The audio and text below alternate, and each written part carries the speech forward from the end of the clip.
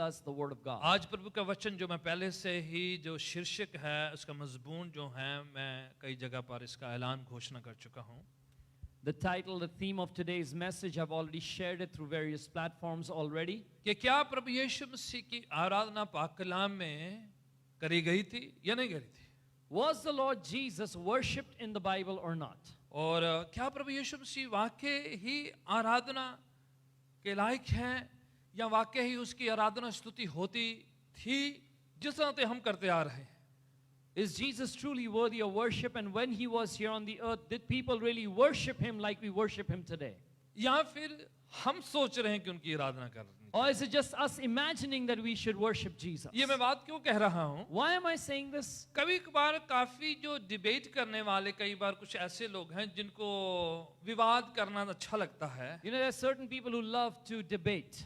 और वो कभी कभार ऐसी बातें करते हुए कुछ लोगों को जो है ठंडा कर देते हैं या उनको डिस्ट्रैक्ट कर देते हैं. वो सोचते हैं कि ये ऐसी बातें कहीं बाइबल में लिखी नहीं है. And they try to extinguish the faith of people, make them grow cold in their faith by saying these things are not found in the Bible. कई बार ऐसा वो कह देते हैं कहाँ पर लिखा है कि यीशु परमेश्वर है और उसकी आराधना करी जाए. उन्होंने कहा. Sometimes they raise the question, where is it written that Jesus is God and you should worship him? तो मैं सवाल करता हूँ ये कहाँ पर लिखा है कि यीशु कहते हैं कि मैं खुदा नहीं और मेरी आराधना ना करी जाए? So my question back to them is, where is Jesus ever said in the Bible, I am not God, so don't worship me? कहाँ पर ये बात लिखी? Where is that written? कहीं पर नहीं लिखी है. Nowhere.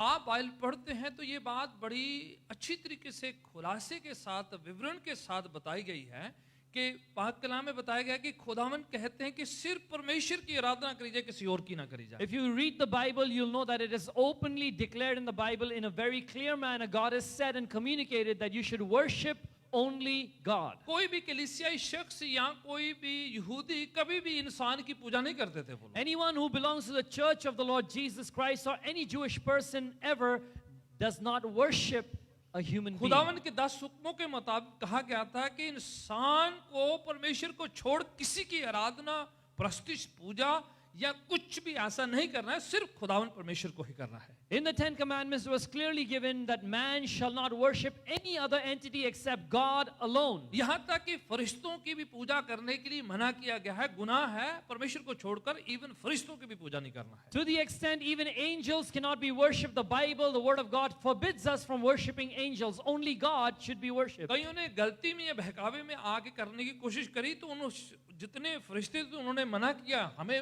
मत हमारी पूजा करी जाए. In fact, there are instances where people made a mistake in their emotion or in their fear. They began to worship an angel and the angel stopped them from doing that. जैसे प्रेरित यूहन्ना जो है प्रकाशित वाक्य में जो है फरिश्ते के सामने गिर जाते तो कहते मेरी पूजा नहीं कर, परमेश्वर की पूजा कर. Just as the apostle John in the book of Revelation sees an angel and he falls down before him and the angel says, do not bow before me, only God. लोगों ने कर्नेलियस के घर में जब हम पतरस गए हैं तो पतरस के सामने उनको दंडवत करके उसकी पूजा करने की कोशिश करी है. You know, people tried to worship Peter by bowing down before him when he went to the house of Cornelius. उन्होंने कहा मना किया मेरी पूजा ना करी जाए. And Peter forbade them. He said, you cannot worship me. एक बार पौलुस और साइलस या बरनबास वहां पर थे तो वो लोग उनकी पूजा करने की कोशिश कर रहे थे. Once there was Paul and Silas or maybe Barnabas and people tried to worship them. बरनबास और पौलुस को कहने लगे कि ये तो खुदा है, गॉड है और उनकी पूजा करने लगे तो उन्होंने अपने कपड़े फाड़े और कहा हमारी पूजा ना करी जाए, हम तो परमेश्वर के दास. They began to worship Paul and Barnabas, and when this happened, the apostles tore their clothes and says, do not worship us, only God has to be worshipped. शैतान यीशु की आजमाइश करने के लिए आया.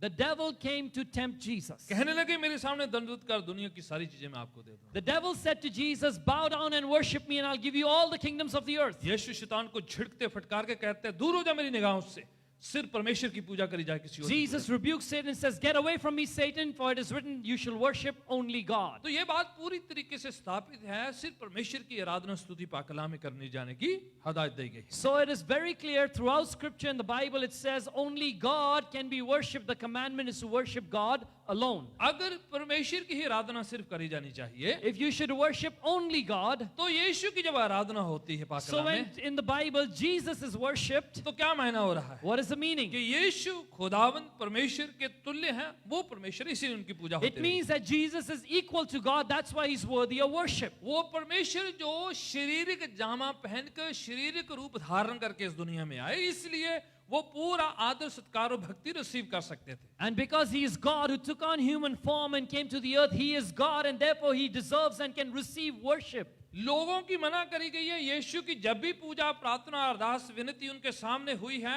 कभी भी यीशु ने मना नहीं किया है। For other people, worship was forbidden, but whenever people bowed down and worshiped Jesus or prayed to him, it was never forbidden. अगर ये बात मना करने लायक होती, If this was something that should have been stopped or forbidden, तो यीशु मना करते। Jesus would have said so. हालांकि हर बार यीशु की आराधना हुई तो यीशु ने उससे स्वीकार किया और लोगों को मना नहीं किया है।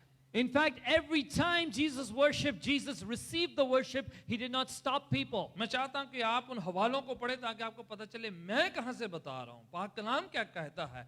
काफी हवाले आज मैं बताऊंगा। I want you to come with me and look at scriptures today. Where am I getting all this information from? Which scriptures speak about this? और कभी कभार हमें पढ़े नहीं होते या हमने कभी सुना नहीं होता और लोग सवाल कर देते हैं या हमें बहका देते हैं, तो हमें पता नहीं चलता है कहां पर लिखा है, तो हम जो हैं पराजित से हो जाते हैं। And sometimes when we don't pay attention or we don't read, when people question us, we don't know where it is written and so we cannot give an answer. मत्ती 2:2 में लिखा है यीशु मसीह पैदा हुए, छोटे बच्चे हैं और मजूसी लोग, वाइस मैन लोग दूर से आए, कहने लगे कि हम उसको ढूंढ रहे हैं जो मसीहा पैदा हुआ है, हम उसकी परस्तिश करने के लिए आए हैं। In Matthew 2:2, it is written that the wise men came looking for Jesus. He says, where's the Messiah that has been born, because we want to worship him. वो बादशाह कहां पर पैदा हुआ है, हम उसको सजदा करने, दंडवत करने, आराधना करने के लिए आए हैं। Where is that king who is born, because we've come to bow down before him and worship him. 2:11 में हम देखते हैं कि उनको बच्चा मिलते, जहां यीशु पैदा हुए वहां पर जाते, अपनी भेंटें निकालते हैं जो बेशकीमती तोहफे लेकर आए, यीशु के चरणों में पेश करते हुए उनकी आराधना करते हैं। And in chapter 2 verse 11 it says, once they find Jesus, the child, the infant, they bring their treasures, they bring their gifts, they lay it at the feet of Jesus and they bow down and worship him. पैदा होते ही यीशु अभी जो है गौशाला में एक बहुत ही छोटी सी तुच्छ जगह में पैदा होते, उसी समय बादशाह लोग आकर, बुद्धिजीवी लोग आकर उनकी प्रस्तुति कर रहे थे। Now at the time of his birth, while he's just born in this manger, in this stable, in this lowly place, you see the kings of the east, these wise men come and bow down and worship him. फिर हम जैसे यीशु की सेवकाई को देखते हैं, यीशु सेवकाई शुरू करते हैं। And as soon as Jesus begins his worship, we see in his ministry, we see in his एक ministry, कोई शख्स यीशु के पास आते हैं there's someone who comes to Jesus. जिसको बहुत ही उस समय का घोर जो श्रापित जैसा एक जो sickness बीमारी हो रखी है। This person is riddled with a disease that is considered to be a curse in that time. मत्ती की इंजील 8:2 में हम देखते हैं कि वो कोढ़ी आकर यीशु के सामने प्रस्तुति और पूजा करते और कहते, अगर तू चाहे तो मुझे शुद्ध कर दे। We see in Matthew chapter 8 that a leper, a person suffering from leprosy, comes to Jesus, he bows down, he worships Jesus and he says, if you are willing, you can make me clean. मैं एक के बाद एक हवाले बोलता जाना है, जब तक आप ढूंढेंगे मैं दूसरे हवाले में आ जाऊंगा। I'm going to go one scripture after another. By the time you find one, I'm going to be on the next one. क्योंकि ये सब्जेक्ट इम्पोर्टेंट है और जब तक आप ओवरहेड प्रोजेक्टर नहीं है सामने, तो इसलिए आप में भी सुनते रहें और लेटर जो हैं वर्सेस आप जो हैं ऑनलाइन ढूंढ सकते हैं। So because we don't have the overhead projector today, please follow along in the Bible, and you may be missing scripture, so please try to keep up with us. 8:2 में कोढ़ी है, वो आकर दंडवत करता है सबके सामने खुलेआम, प्राइवेट नहीं है, ये दुनिया भर में बाहर घूम रहा है एक कोढ़ी, और यीशु उनको उसकी पूजा करते हैं और यीशु उनको शुद्ध करते हैं। In Matthew chapter 8, there is this man who has leprosy. Before everyone in public, he bows down and kneels before Jesus and worships him. सबके सामने उसकी प्रस्तुति होती है। Right before everyone, he worships Jesus. और जितने लोग कहते हैं कहां पर लिखा, मैं हवाले दे रहा हूं इसलिए ताकि उनको समझ में आए कि ये बाइबल में लिखा हुआ है, यीशु की प्रस्तुति हो रही है, खुलेआम हो रही है और उनको स्वीकार किया जाए, आराधना स्तुति करी जाए। And so when people question you, where is it written? I'm giving you scripture. It's right here in scripture. Jesus is openly receiving worship.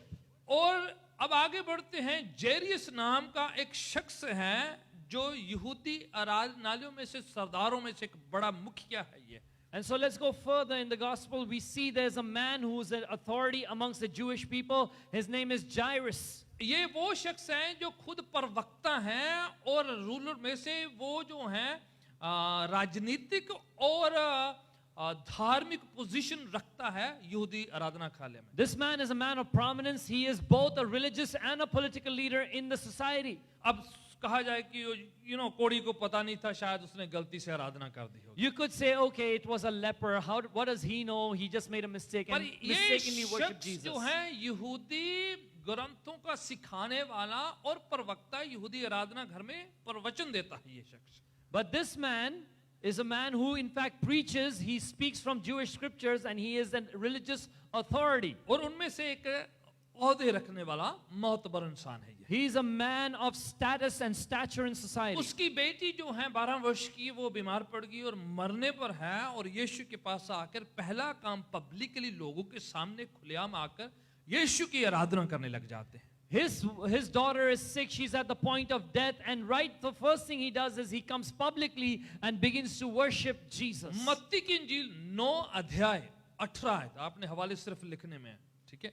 You need to write down the scriptures. You just have to follow along. It's Matthew chapter 9 verse 18. 9 की 18 में लिखा है कि वो आए हैं publicly, यीशु जा रहे बड़े काफिले के साथ, बड़ी भीड़ के साथ, और ये आदमी जो प्रवक्ता है, लोगों को सिखाने वाला, बड़ा ओहदे वाला है, पॉलिटिकल भी पावर रखने वाला, यीशु की खुलेआम आराधना करते हैं ये शख्स. It says Jesus is passing by. He's on this ministry journey, and there's this ruler, a man of authority, a religious figure. He comes and openly, publicly bows down and begins to worship Jesus. ये वो इंसान है जो theology को, scriptures को, ग्रंथों को जानता, सिखाता और ओहदे रखने वाला है. This is a man who has status, he has position, he understands scriptures. Not only that, he teaches from them. और यीशु उसकी बेटी को जीवित करते हैं, चंगा करते हैं. And Jesus raises his daughter and heals her. इसीलिए यीशु आराधना के लायक है कि वो जीवित कर सकते हैं, जिंदा कर सकते हैं, जिंदगी बख्श सकते हैं. And that is why Jesus is worthy of worship, because he can give life, he can raise the dead. अब एक बार यीशु के शिगिर्द नाव में, कश्ती में सफर कर रहे थे. Now once the disciples of Jesus were traveling by boat, और यीशु उनको मिलने के लिए झील पर, पानी पर चलकर आ रहे थे. and Jesus to meet them is walking on water as he approaches them. ये मत्ती की इंजील 14 अध्याय में लिखा हुआ है. You'll find this in Matthew chapter 14. और यीशु के शिगिर्द दूर से यीशु को देखा है, रात है, और पहचाना नहीं है, परेशान हो गए हैं कि कौन है जो पानी पर चल के आ रहा है. And it's night time. The disciples see this figure on the water walking, and they are afraid. They don't know who it is that's walking on the water towards them. पहले कभी उन्होंने यीशु को ऐसे पांव कर झील पर, पानी पर चलते हुए नहीं देखा है उन्होंने. Before this, they'd never seen Jesus walk on the water on the lake of तो Galilee. जैसे यीशु को पानी पर चलते हुए देखा है, As they see Jesus पहले walking on तो the बहुत water, डर गए हैं. first they are Yeshu afraid. करीब पहुंचते हैं तो उनको पता चलता यीशु है. But as Jesus comes close to them, they know it's Jesus. पतरस जोश में आ जाते हैं, Peter gets all excited. कहते यीशु मुझे भी आप मंजूरी दो, अनुमति दो, मैं भी पानी पर चलकर आपके पास आता हूँ. And he says, Jesus, give me permission to step out on the water with you. Yeshu permission देते हैं, वो पानी पर चलने लग जाते हैं. Jesus gives him permission, and Peter begins बाद to walk में वो on the लहरों water. को देखता डरता डरता डूबने लग जाता है. Later, he gets all afraid of the waves and all, and he begins to sink. और बहुत चिल्लाता कि यीशु मैं डूब जा रहा, मुझे बचा लीजिए. And he begins to shout, Jesus, I'm drowning, help me. और यीशु अपना हाथ बढ़ाकर उनको उठा लेते हैं और दोनों नाव में चले जाते हैं. And Jesus stretches out his hand, grabs hold of Peter, and both of them go ये into the boat. नजारा शिगिर्दों ने पहले कभी नहीं देखा था. The disciples had never seen this कि before. यीशु तूफानी लहरों पर, समुद्र की उन पानियों पर चल रहे हैं और पतरस को भी चलने के लिए वो इजाजत दे रहे हैं. That Jesus, he is walking on the water upon stormy waves, and he can do that, and he can even ask Peter to come and join him. कि यीशु का कुदरत के कानून पर भी हक है कि उसके ऊपर वो प्रभुता कर सकते हैं. That Lord Jesus has control over natural forces. He is Lord over them. क्योंकि वो सुपर नेचुरल है, इसलिए वो नेचुरल को क्रॉस कर सकते हैं. Because Jesus is supernatural, he can overcome the natural. क्योंकि वो अलौकिक है और वो जो सामान्य बातों पर जो है वो सुपरसीड कर सकते हैं, उस पर आगे बढ़ सकते हैं. Because he is divine, he can supersede the natural and go above them. इसीलिए वो बड़े हैरान हो गए हैं And so the disciples are very कि astonished. यीशु ऐसे भी कर सकते हैं. that Jesus can do this also? मत्ती 14 की 33 में लिखा है, In Matthew chapter 14 verse 33 it is Yeshu written जब कश्ती में आ जाते हैं that when Jesus is in the boat with them, तो शागिर्द जो हैं उसकी प्रस्तुति करना शुरू कर देते it says that they worshipped him. हैं। क्या कर रहे हैं वो?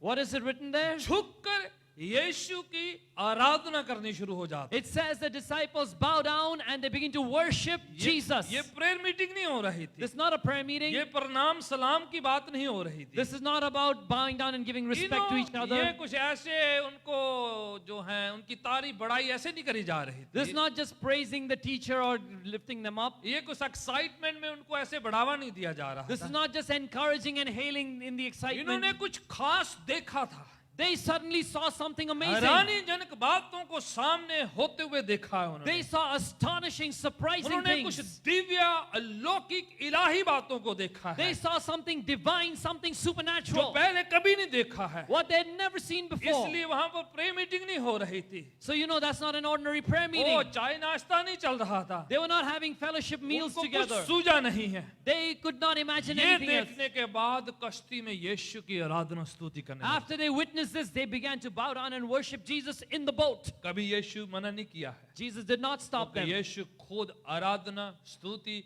महिमा जलाल के लायक थे, लायक हैं और लायक रहेंगे। Because Jesus was, is, and forever will be worthy of glory and worship. उस दिन नाव में खुदावन यीशु की प्रस्तुति हुई है। That day in the boat, they worshiped Jesus. ये सब जितने शागिर्द सब एक साथ थे, उन सब क्या यही घटना हुई उनके साथ है। And all the disciples, they were watching this event happen before their very और eyes. कहने लगे आप वाकई परमेश्वर के पुत्र हैं, यानी कि परमेश्वर शरीर में रूप धारण किए हुए। And they said, truly you are the Son of God. What they were saying is, you are God in flesh. वो आप ऐसे हैं जो शरीर में हैं पर आप खुदा हैं, ऐसा वो इकरार कर रहे थे। What they were confessing is, you are in a human body, but you are actually God. फिर हम पढ़ते हैं मत्ती की इंजील 15 अध्याय में जाते हैं। And so we go to Matthew 15 next. हम चैप्टर 2 से शुरू हैं, देखो कैसे एक के बाद घटनाएं होती चली See, जाती we started in chapter 2 and you see one after another as we go through the chapters of हैं। Matthew, you see 15 instances of Jesus being अध्याय worshipped. मत्ती की इंजील 15 अध्याय में पहुंचते हैं We are in Matthew chapter 15 now. और उसकी 25 आयत में पढ़ते हैं निचोड़ जो है। And we read the entire essence of this message in verse घटना 25. क्या है कि कनानी औरत, कनान देश की रहने वाली एक फॉरेनर औरत है और यीशु के पास आकर कहने लगी, मेरी बेटी जो है बहुत बीमार है और प्लीज आप उसको चंगा कर दीजिए। You see a Canaanite woman, a foreigner, she comes because her daughter is very sick. She comes to Jesus and says, my daughter is very sick, please heal her. और यीशु ध्यान नहीं देते क्योंकि वो यहूदियों को प्रचार करते हुए उनको जो है सेवकाई दे रहे थे। And Jesus says, send her away, because he had his focus on the और Jewish वो people. पीछे पड़ी है कि मुझे आज बरकत लेनी है, मुझे चंगाई लेके जाना ही है।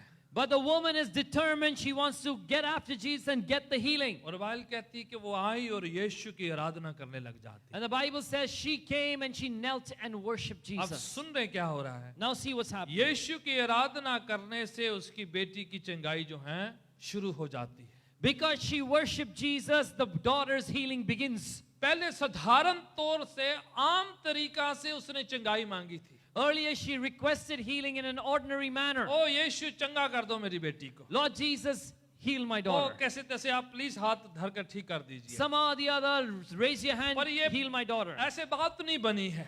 But that did not work for her. यीशु दूसरी सेवकाई में बिजी हैं। Jesus was busy with other ministry. Yeshu in fact उसको थोड़ा झिड़क भी देते हैं, डांट भी देते हैं, मेरे पास आपके लिए टाइम नहीं है।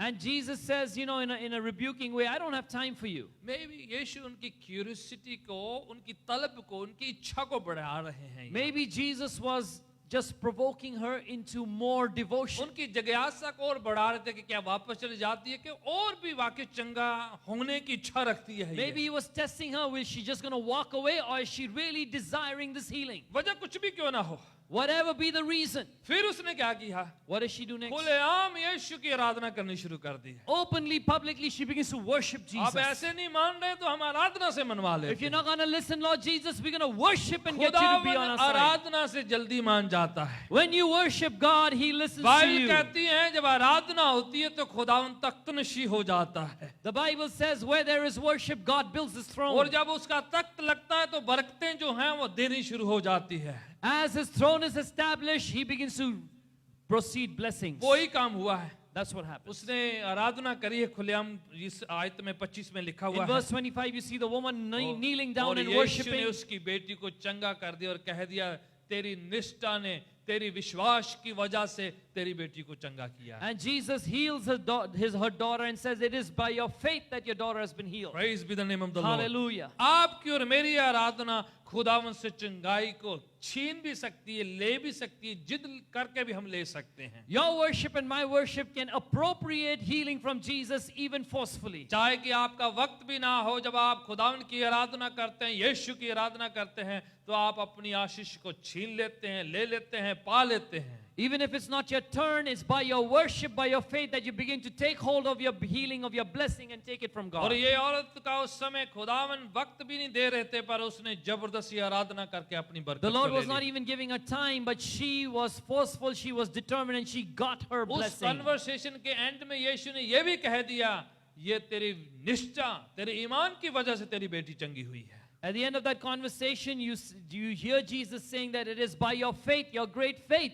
that your daughter has Yeshu been कह रहे healed. तेरी महान, तेरे बड़े विश्वास, तेरी बड़ी ईमान के खातिर ये जो है तेरी बेटी चंगी हुई है। Jesus says, woman, you have great faith, your request has been granted. Praise be the name of the Lord। Hallelujah. एक आम विश्वास है, एक बड़ा महान विश्वास है। There is an ordinary faith and then there is great faith. और वहां पर यीशु की आराधना की वजह से महान विश्वास जो है उभर के बाहर आया। And because of worshiping Jesus, you see the great faith of the woman expressed. फिर ये जो एक और घटना आती है, मत्ती की इंजील 20 चैप्टर में चले जाते हैं। Now let's go forward to Matthew chapter 20. We see another वहां incident. पर जब्दी के बच्चों की बात हो रही है। We look at this, the sons of Zebedee here. उनकी जो हैं मदर जो हैं, ये दो बेटों की मदर जो हैं वो आती है, जब्दी के बच्चों के बारे में सिफारिश कर रही है।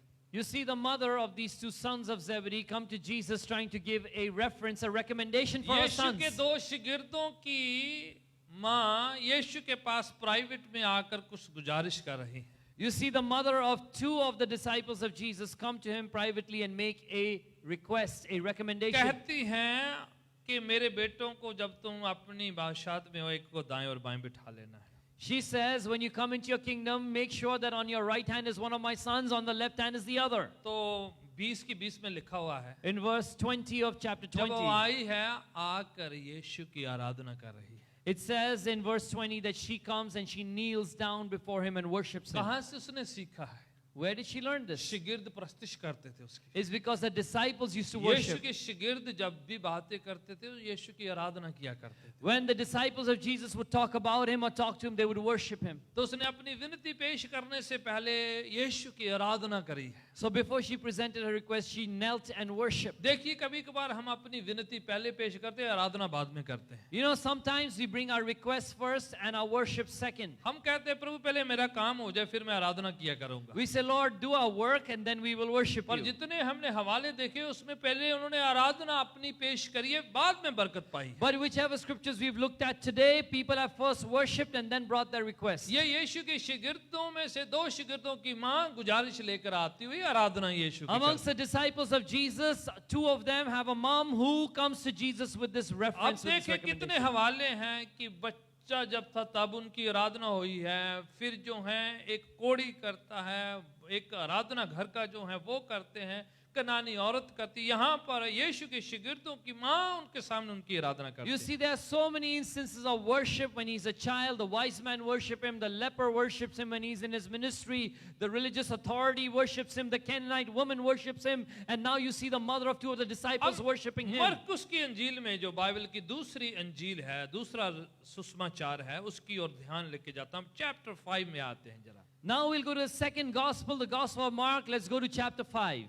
मरकुस की इंजील, मरकुस रचित सुसमाचार 5वां अध्याय, उसकी दूसरी आयत में हम पढ़ते हैं कि एक आदमी गन्नेसरत नाम के कब्रिस्तान में रहता था, ऐसे जगहों में रहता था, और उसके अंदर बहुत सी बदरूमें थी और अपने आप को नंगा रहता था क्योंकि बदरूमें उसको तंग करती थी और हैशी इलाके से बाहर रहा करता था।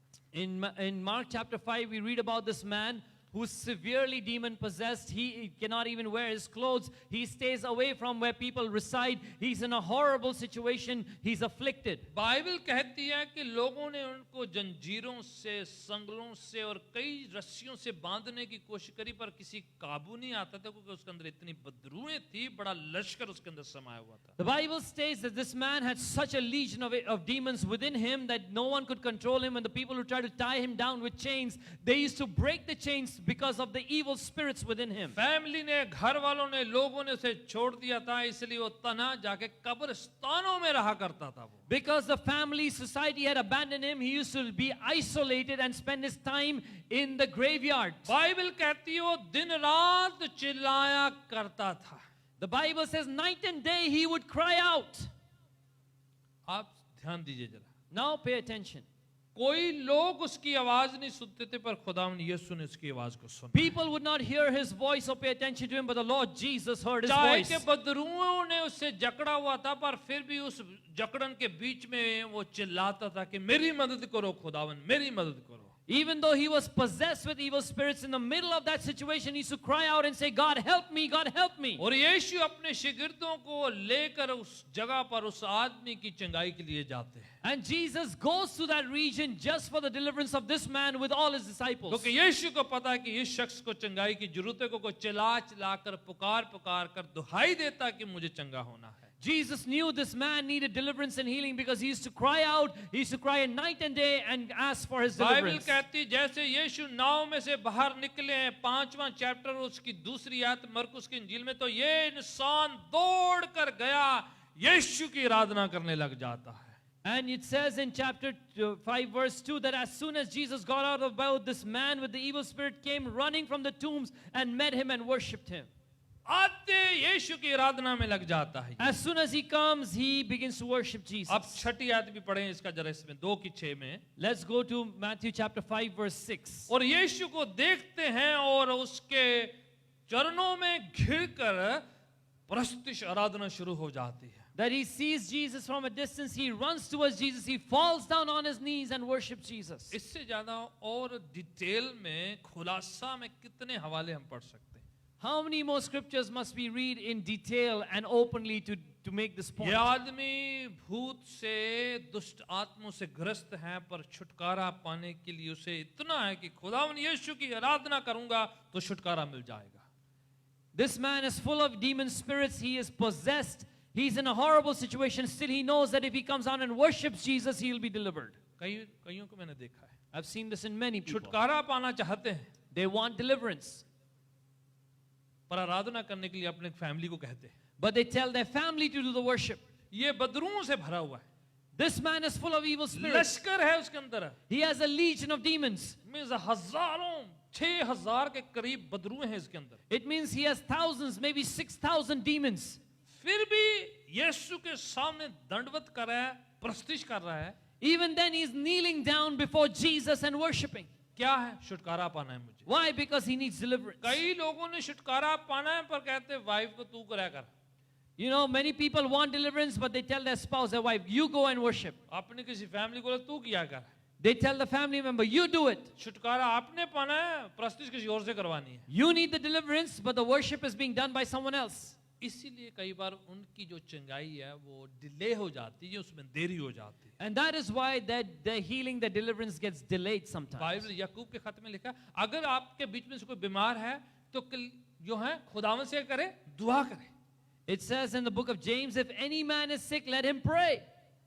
जिसको बीमारी है पहले वो दुआ करे, He who is sick must first pray. पहले वो आराधना करे, Let him worship. पहले वो चंगाई के लिए चिल्लाए, वो Let him cry out for his healing first. पहले वो विनती पेश करे. Let him bring his ये petition. शख्स चंगाई पाने से पहले आराधना कर रहा है. This man begins to worship before his deliverance comes. इसीलिए यीशु और 12 शिष्य 13 लोग एक शख्स को चंगा करने के लिए वहां पर गए. And that is why Jesus and the 12 apostles, 12 people went for the deliverance of one man. और यीशु की आराधना 13 वहां पर people. होती है, हम देखते हैं. And we see Jesus being worshipped. कितने लोग यीशु की आराधना करते हुए देखते हैं. So many people see others worshiping Jesus. यीशु के बारे में फिर यहूदी आराधनालय की एक और घटना, जॉन्स गॉस्पेल चैप्टर 9 में मैं आपको लेके जाता हूं. About Jesus now, we're going to go to the book of John, chapter 9. यूहन्ना की अंजील उसका 9वां अध्याय, एक आदमी जो क्या है पैदाइशी अंधा पैदा हुआ, उसकी वहां पर एक घटना है। This is the story of a man born blind. पैदाइशी अन्ना है और खुदावन यीशु से मुलाकात होती है तो यीशु उसको चंगा कर देते हैं। In chapter 9 of John, this is a man born blind, and as he meets Jesus, Jesus heals him. और यीशु उसे चंगा कर देते हैं। इसने यीशु को कभी नहीं देखा, चंगाई पाली है और यीशु चले गए। Jesus heals him. He doesn't know Jesus from before. Jesus has healed him and gone on. और फिर एक दिन फिर अचानक यीशु उस रास्ते से गुजर रहे थे।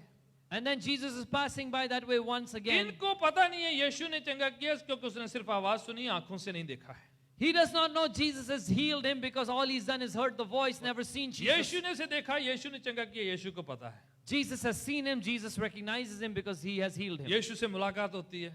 He meets Jesus. बातें करते हुए कहने लगे, यीशु तुम्हें पता है किसने चंगा किया है तुम्हें? And so Jesus speaks to him and says, do you know who has healed Yeshu you? जानना चाह रहे थे कि ये इसका आत्मिक स्तर, इसका लेवल कहां पर है अभी। Jesus wanted to gauge his spiritual understanding. तो वो कहते हैं कि अगर मुझे पता हो तो मैं जो है मैं उसकी प्रस्तिश करता, मैं उसको जो है मिलता। He says, if I had known who had healed me, I would worship him. 9 अध्याय उसकी 38 आयत में लिखा है यूहन्ना की इंजील में।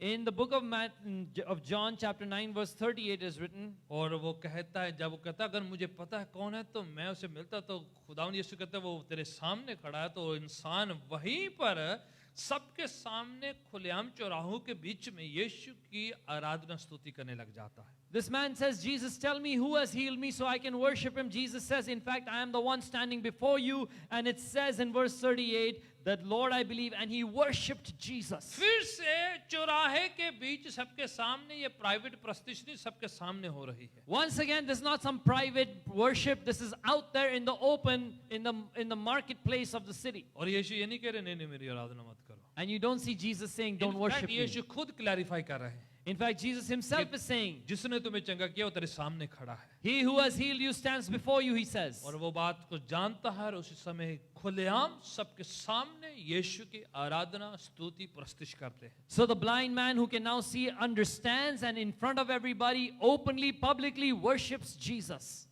मैं आपका और आगे बढ़ा के थोड़ा सा और आपको खुलेआम कलीसियाई तौर पर, सामूहिक तौर पर एक आराधना यीशु की उस घटना पर लेके जाना चाह रहा हूँ। I want to take you further into an open worship event of Jesus as a church. मत्ती की इंजील उसका 21 अध्याय में हम आते हैं। Let's go to Matthew chapter 21. ये वो वक्त है जिसे हम कहते हैं खजूरी अतवार के अतवार की तरह मनाते हैं। This is the time, the event that we call Palm Sunday. याद है palm Sunday?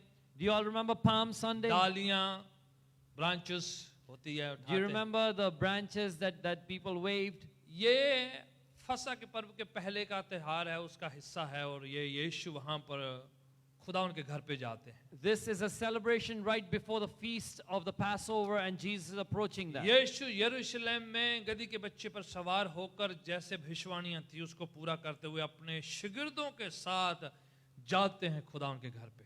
Jesus sits on the colt of a donkey, and to fulfill prophecies, he enters Jerusalem as it is written with his और ये apostles. त्योहार का वक्त है, And this is now festival time. पूरा इस्राएल वहां पर इकट्ठा हुआ है। All Israel is इस present. टाइम में रोमी सरकार कर्फ्यू लगा लेती है, कहीं बगावत ना हो जाए, बलवा ना कर दें इस्राएली लोग और रोमी सरकार का तख्ता ना पलटा दिया जाए कहीं। Right now, the Roman government is very nervous. They say this could be a time of revolt where the Jewish people take over and overthrow the government. यीशु वहां पर सवार होकर यरूशलेम में एंटर होते हैं Jesus riding comes into Jerusalem. और लोग देखते हैं कि ये तो जकरिया नबी में लिखी हुई भविष्यवाणी की पूर्ति हो रही है। And people understand and they recognize this is the fulfillment of the prophecy made by prophet तो Zechariah. सब लोग जो हैं गीत गाना शुरू कर देते हैं। And so the people begin to sing a song. खुलेआम पूरा हजूम प्रस्तिश में लग जाता है। Openly, the entire crowd enters into worship. लोग अपने अपने एप्रन उतार के, जैकेट उतार के, कोट उतार के यीशु के चरणों में बिछाना शुरू कर People देते हैं। start taking out their jackets, their aprons, their outer garments, and laying it at the feet of Jesus. पास पड़ोस से जितने जो खजूर की डालियों को तोड़ तोड़ कर जो लहलहाना शुरू कर देते हैं। And they begin to take branches from date palm trees and they begin to wave it before the खुलेआम आराधना होती है, and they openly worship. बड़ी प्रस्तिश होती है। There's great praise. यहूदी आकर यीशु से कंप्लेन करने लगते हैं, The Jewish people come and they begin to complain. अरे मना करो, ये आपकी प्रस्तिश कर रहे हैं, They say, stop them from praising you. They are worshiping ये you. तो आपकी आराधना खुलेआम कर रहे हैं, They are openly worshiping इनको you. मना करो। They say, stop them. और यीशु क्या कहते हैं? What does Jesus say? अगर ये मना हो जाएंगे If they be quiet, तो पत्थर चिल्लाना शुरू कर दे। the stones will cry out. Hallelujah. Hallelujah. अगर यीशु ने प्रस्तिश मना करनी होती तो वहां मना करते। In fact If Jesus had to stop the worship, he would have बोले stopped it. प्रस्तिश जारी जानी चाहिए, He says the worship shall continue. यहाँ तक कि वो जो है पुराने ऐदनामों के हवाले कोट कर करके ऐलान कर रहे थे वहां पर। In fact, the people were beginning to quote Old Testament prophetic scriptures and they were beginning to worship. वो कह रहे थे कि जो होसना दाऊद की संतान हमें बचा ले। Hosanna to the son of David, save us, Lord. और ये ज़बूरों की किताब में से 8वें ज़बूर से कोट करके कह रहे थे कि वो हमें बचा ले, हमें मुक्ति दे, हमें निजात दे, हमारा छुटकारा They करे। were in fact quoting from the 8th Psalm and they were saying, this is our Messiah, let him deliver us. Purposefully यीशु ने त्योहार के टाइम आराधना को होने दिया। इनफैक्ट कहा कि को अगर ये बंद हो जाएंगे तो पत्थर चिल्ला चिल्ला कर आराधना स्तुति करने लग जाएंगे। He let them worship him openly, and when the authorities, the religious people said stop it, he said if they stop worshiping, the stones will cry out. इब्रानियों का खत चैप्टर 1 पहला अध्याय उसकी 6ठी आयत में हुक्म दिया है कि जितने आसमानी फरिश्ते हैं वो सारे के सारे खुदावन यीशु की आराधना करें। In the book of Hebrews chapter 1, you see there is a commandment that says all the angels were commanded to worship Jesus. पहले तो लोगों की बात हो रही थी, First we're just talking about अब people. फरिश्तों को कहा गया कि हुक्म दिया गया सारे फरिश्ते खुदावन यीशु की आराधना करें। Now you see a commandment given to all the angels to worship Jesus. यीशु जब जी उठे, मुर्दों में से जी उठे, बहनें गईं कब्रिस्तान में वहां पर। When Jesus rose up from the dead, the sisters went to the graveyard. Mary Magdalene और दूसरी बहनें जो हैं सुगंधित वस्तु में लेकर कब्रिस्तान में गई हैं। Mary Magdalene, other Mary and other sisters gathered together. They took fragrant और spices वहां and went पर to the tomb. Yeshu already मुर्दों से जी उठे थे, And Jesus had already risen from the तो dead. वो यीशु को पहचान नहीं पा रही थी। So they were not able to recognize एक Jesus. तो उनको माली समझ रही थी, One was thinking he's a जैसे gardener. यीशु ने उनका नाम लिया And as Jesus took तो the name, इमीडिएटली याद आ गया, ओ तो यीशु तो यहाँ खड़े जीवित है। immediately she remembered Jesus is right here. He's alive. He's तो standing उन्होंने before me. सोचा नहीं था कि यीशु जिंदा होंगे, उन्होंने सोचा था मुर्दा है तो हम उन पर थोड़ी सुगंधित वस्तुएं लगाएंगे।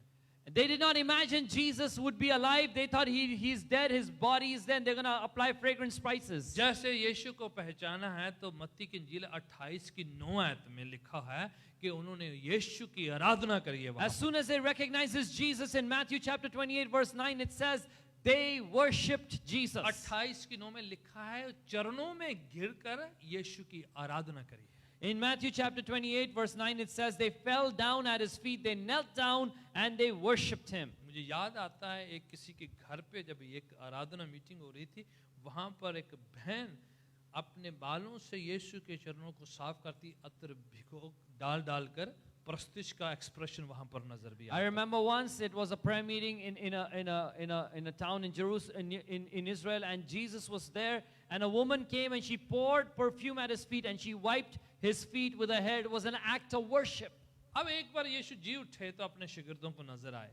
Now when Jesus rose up from the dead, he made himself visible. He appeared before his और disciples. उनमें से थॉमस जो पुराने वक्त में हिंदुस्तान पैगाम लेकर गए हैं सन 52 में 52 AD में, And so one of the apostles, his name is Thomas, who actually in AD 52 took the gospel of Jesus all the way to India. बाकियों को नजर आए, ये वहां पर नहीं थे। Others had seen Jesus risen. Thomas was वो not बाहर से present. आए तो उन्होंने बोला कि यीशु आए थे, हमने देखा वो जी उठे, जिंदा हो गए हैं मुर्दों में से।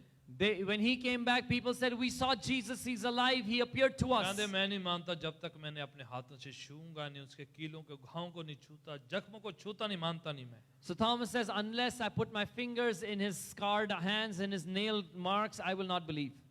यीशु दोबारा अपीयर हुए, Jesus appears again. यीशु को अपने आंखों देखा उन्होंने अपनी आंखों से। And now Thomas sees Jesus with his own eyes. यीशु कहते हैं अपना हाथ जो है मेरे जख्मों में डालकर देख।